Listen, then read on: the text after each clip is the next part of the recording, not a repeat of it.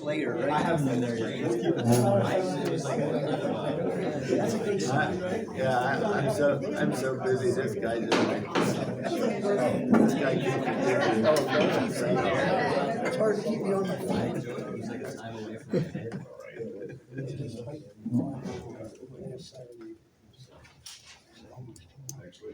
Alright, thank you. We're gonna go a little bit out of order just because our traffic engineer is not available for the next hearing. So I apologize, it's not quite as, smooth of a presentation, but we'd like to get this in tonight, so the applicant calls Ben Guntry. Can you be sworn in? Swear or affirm that testimony you're about to give will be the truth and whole truth and nothing but the truth. I did. Alright, good evening, can you state your name for the record? My name is Benjamin Guthrie. And, how are you employed? I'm an engineer with traffic planning and design. And how long have you been a traffic engineer? 17 years. Right, let me direct your attention to exhibit A18. Should be right below there. And is this a copy of your resume? Yes, it is. Okay, and could you just very quickly summarize your educational background and work experience? Yeah, I have a bachelor's degree in civil engineering and a master's degree in transportation engineering.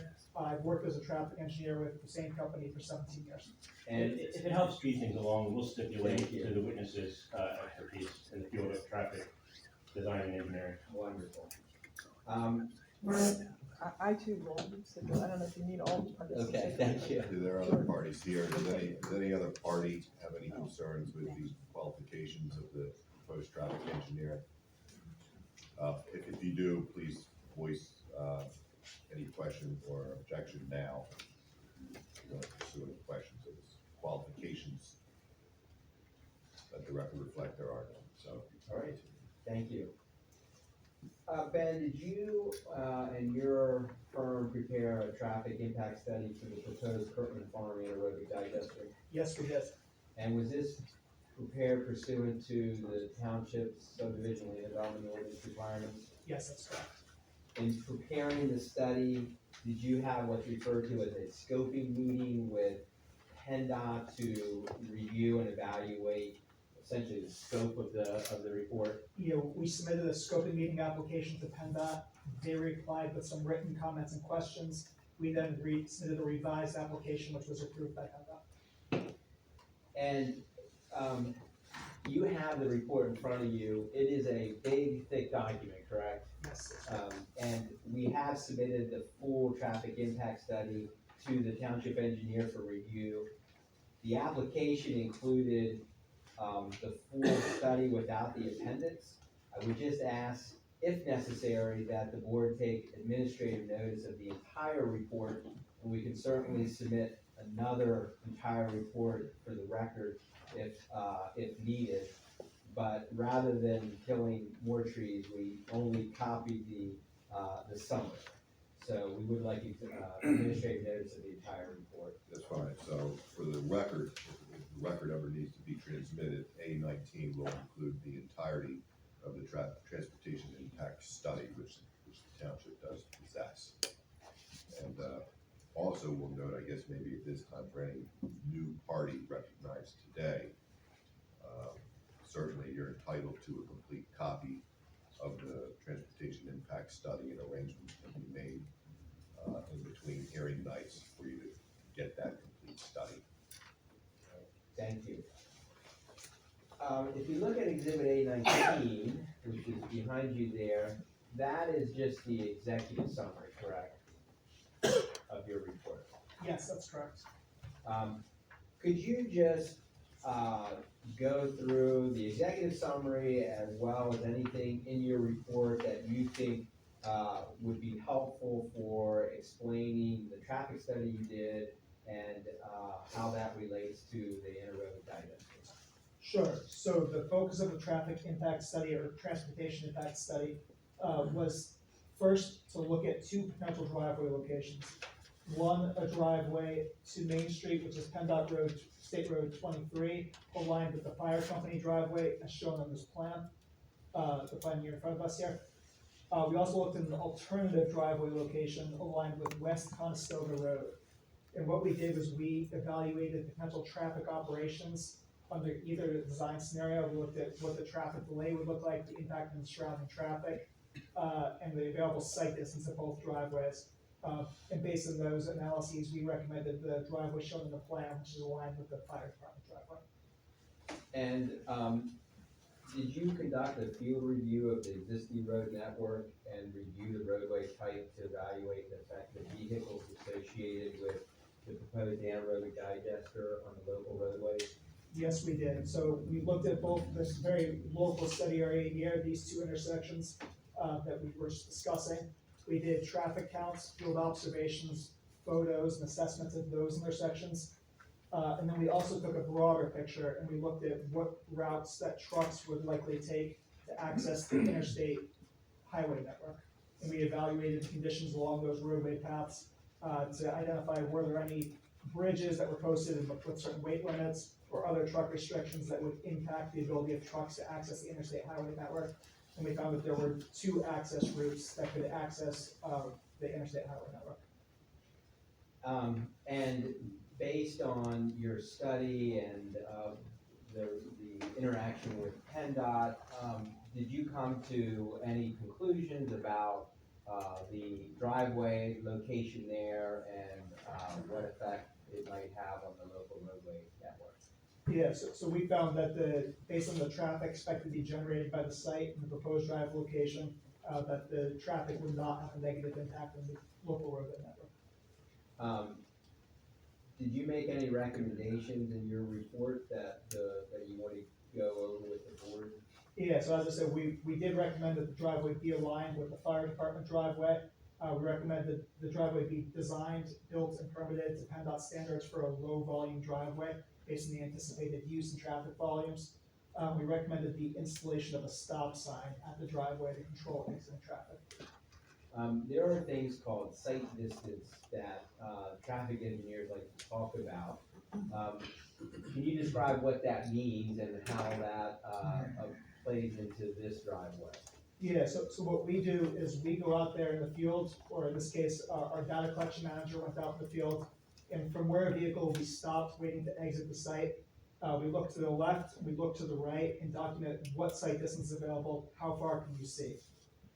And same for a vehicle waiting in traffic to make a left turn into the road, into the driveway. We look, you as a driver waiting to turn left, how far in advance can you see? And if a vehicle is coming up behind you, how far in advance can they see that your vehicle is stopping the roadway, waiting to make a left turn?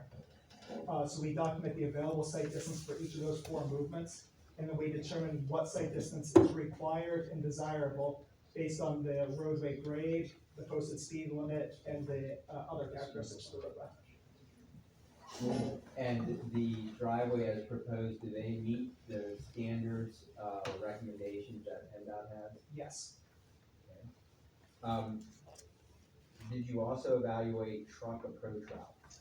Yeah, so as I said, we looked at the truck approach routes from this driveway to the interstate roadway network. We looked at what we call approach route A and approach route B. And there are maps of both approach routes in the appendix of the traffic study, which again, the township does have copies of. But I'll describe them, and both routes I think are relatively easy to visualize. So approach route A from exiting Route 76 or Route I-76.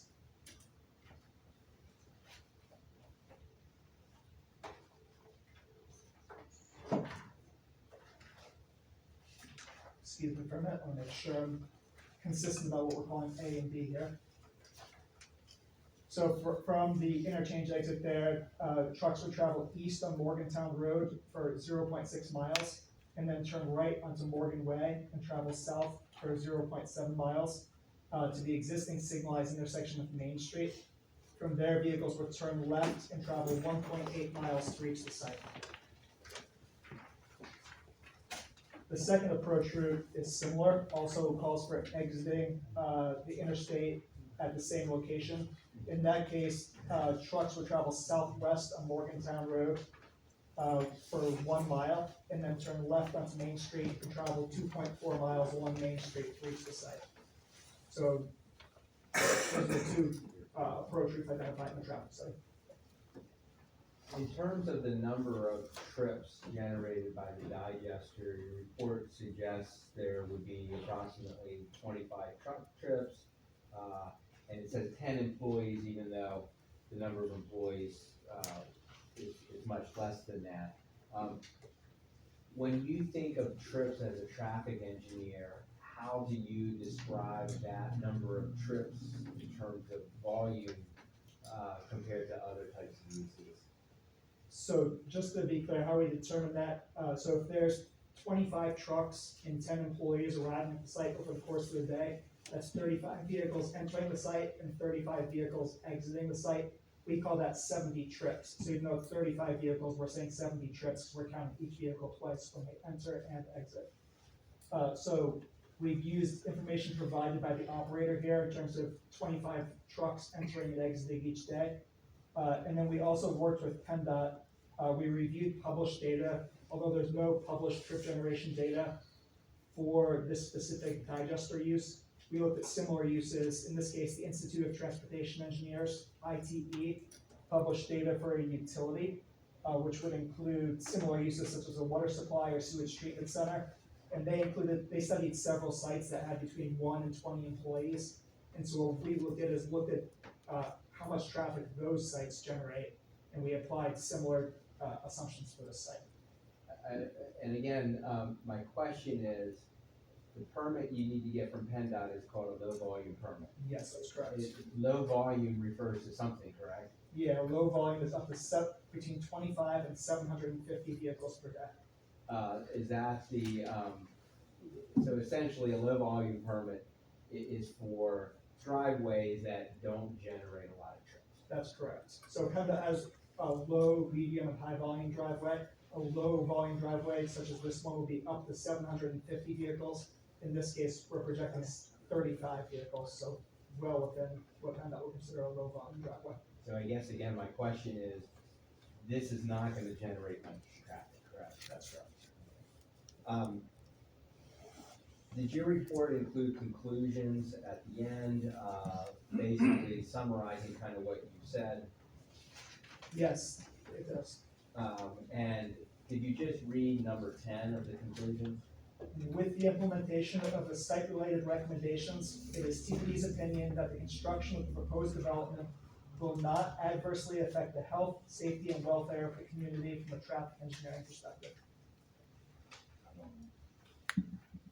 Yeah, that was in the application. If you look at, tab C of the application document, it's, that gives you some of the appendices if you wanted to look at that.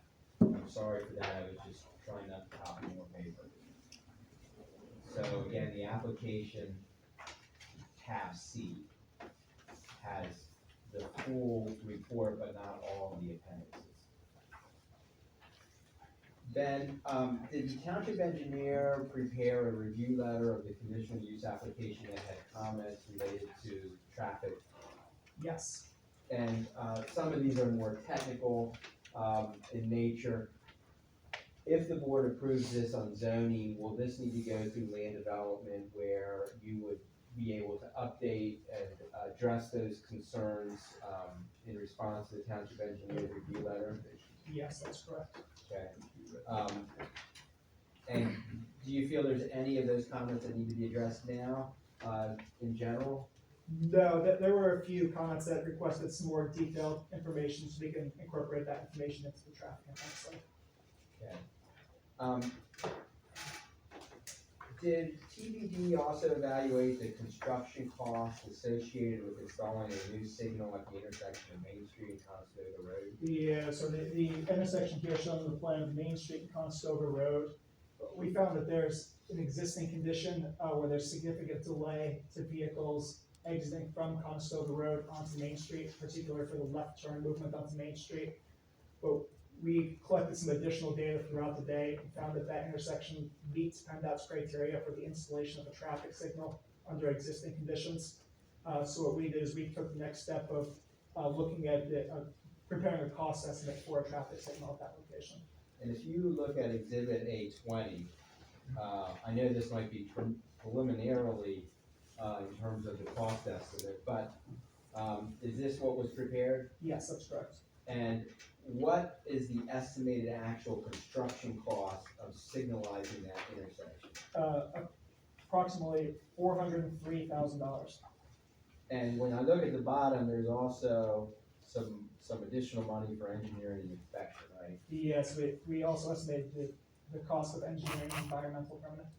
Could you explain to the board if grant money is available to help municipalities, install signals like this, when there's an existing condition that the intersection's failing? Yeah, the state has multiple grant programs that the township could apply to for funding for the installation of a traffic signal.